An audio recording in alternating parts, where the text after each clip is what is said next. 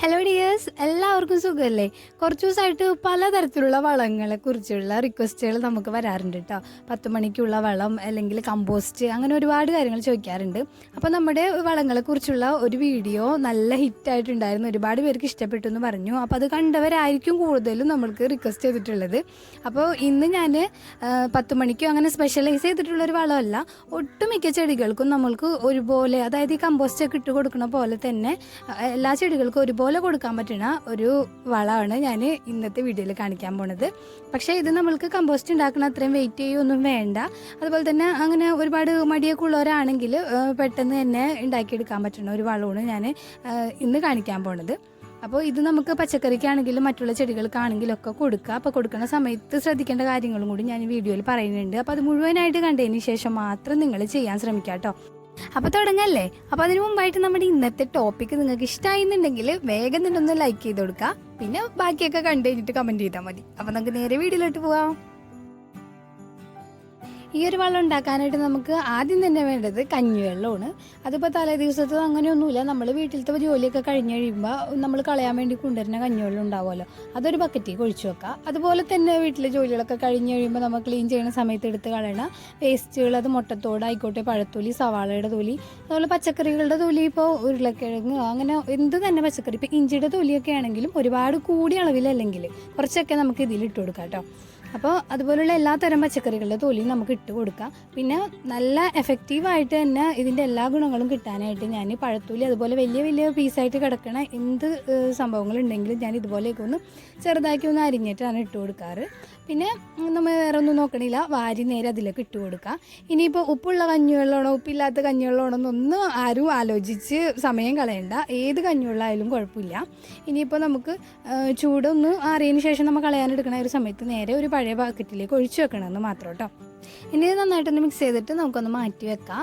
അപ്പോൾ വെക്കുമ്പോൾ തണലിൽ വെക്കാൻ ശ്രദ്ധിക്കാം കേട്ടോ. എയർ ടൈറ്റായിട്ട് അടച്ചൊന്നും വെക്കണ്ട, തുറന്നിരുന്നാലും കുഴപ്പമില്ല. ഇനി വല്ല പ്രാണികൾ എന്തെങ്കിലും കയറുന്നുണ്ടെങ്കിൽ മാത്രം എന്തെങ്കിലും ഇതുപോലെ വല്ല നെറ്റ് പോലെ എന്തെങ്കിലും വെച്ച് മൂടാം കേട്ടോ. ഞാനിപ്പോൾ പഴയ നെറ്റിൻ്റെ ഷോളൊക്കെ ഉണ്ടാവില്ലേ ഉപയോഗിക്കാത്തത്, അപ്പോൾ അതൊക്കെ എടുത്തിട്ടാണ് ഇങ്ങനെയൊക്കെ മൂടാറുള്ളത്.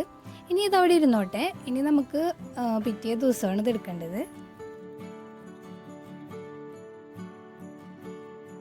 അപ്പോൾ ആദ്യത്തെ ദിവസം വൈകിട്ട് കുറച്ചും കൂടി സവാളയുടെ തോല് കിട്ടിയപ്പോൾ ഞാൻ അതിൽ കൊണ്ടുവന്ന് ഇട്ടിട്ടുണ്ടായിരുന്നു കേട്ടോ. അപ്പോൾ ഇനി നമുക്ക് അതിൻ്റെ മുകളിലേക്ക് നമ്മളുടെ പിറ്റേ ദിവസത്തെ കഞ്ഞിവെള്ളം എടുത്ത് ഒഴിക്കാം.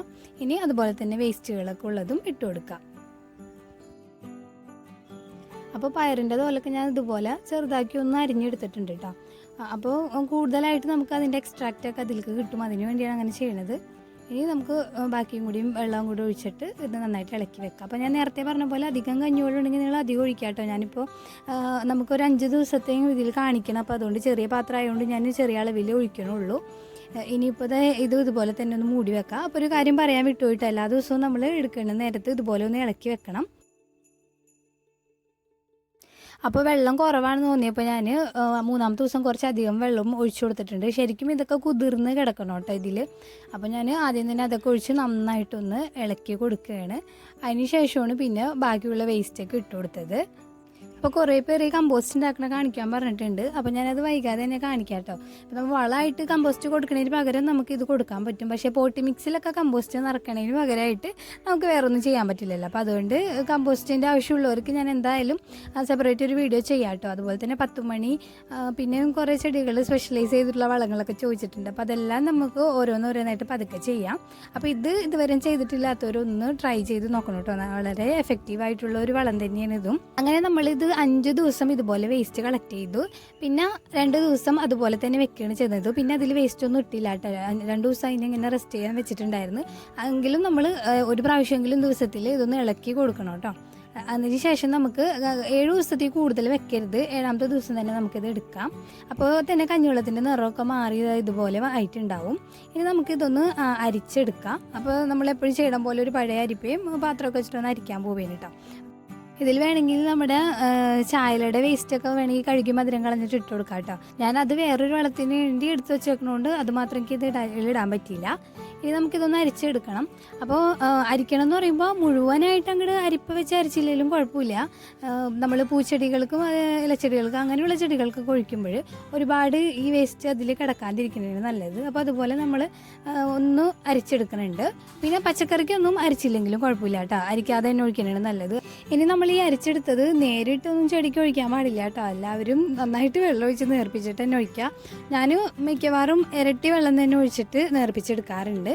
ഇനി ഇതൊക്കെ നമുക്ക് ഇലച്ചെടികൾക്കൊക്കെ ഒഴിച്ചിട്ട് വരാം. അതിനുശേഷം ഇനി എങ്ങനെയാണ് പച്ചക്കറിക്ക് ഒഴിക്കണേന്ന് കാണിക്കാം.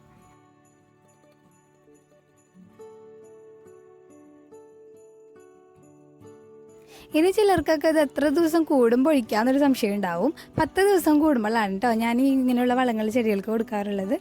ഇനി ഇരിക്കുന്ന ആൾ നമ്മൾ നേരത്തെ എടുത്തതിൻ്റെ ബാക്കിയാണ്, അതായത് അരിക്കാണ്ടുള്ളത്.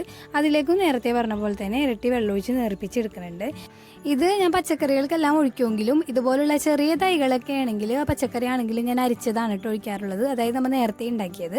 അപ്പോൾ ഇതിൻ്റെയൊക്കെ തണ്ടൊക്കെ ഭയങ്കര തിന്നായിട്ടായിരിക്കും ഇരിക്കുന്നുണ്ടാവുക. അപ്പോൾ അതിൻ്റെ കടക്കയിൽ ഒരുപാട് പച്ചക്കറിയുടെ വേസ്റ്റൊക്കെ ഇങ്ങനെ അടിഞ്ഞ് കിടക്കുമ്പോൾ അതെല്ലാം കൂടി ചെയ്യുന്ന സമയത്ത് ഈ തണ്ട് ഇൻഫെക്ഷൻ ആവാനുള്ള ചാൻസ് ഉള്ളതുകൊണ്ട് ഞാൻ ചെറിയ തൈകളൊക്കെ ആണെങ്കിൽ അരിച്ചത് തന്നെയാണ് ഒഴിക്കാറുള്ളത്. പിന്നെ വലുതായി നല്ല തണ്ടൊക്കെ കട്ടിയുള്ള പച്ചക്കറി തൈകളാണെങ്കിലാണ് ഞാൻ നേരിട്ട് ഈ വേസ്റ്റോട് കൂടി തന്നെ ഒഴിച്ചു കൊടുക്കുന്നത് കേട്ടോ. അപ്പോൾ പിന്നെ ഇനി ഒരു കാര്യം കൂടി ശ്രദ്ധിക്കാനുള്ളത്, ഇത് വെള്ളം പോലെ ഇരിക്കണോണ്ട് തന്നെ നമ്മൾ വൈകുന്നേരങ്ങളിൽ ചെയ്യണതായിരിക്കും കൂടുതൽ നല്ലത് കേട്ടോ. രാവിലെ തന്നെ ഒഴിക്കുകയാണെങ്കിൽ വെയിലത്ത് പെട്ടെന്ന് തന്നെ ഡ്രൈ ആയിട്ട് പോകും.